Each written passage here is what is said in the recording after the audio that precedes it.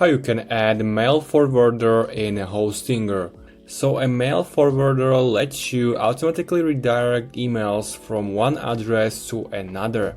So if someone sends you an email to email address, it gets forwarded straight to your another email address which you're gonna select.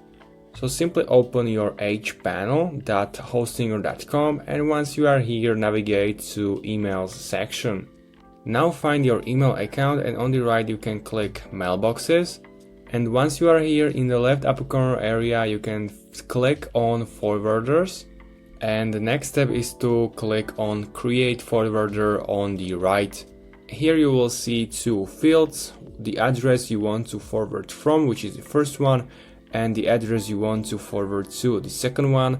Fill this to email address and click create, and that's it. The forwarder is active immediately. This is useful if you want a professional looking email address on your domain, but you don't want to manage a separate inbox. Everything lands to your forwarding email address, and you never have to check two places. If you have any questions, make sure to comment, also make sure to subscribe, and see you next time.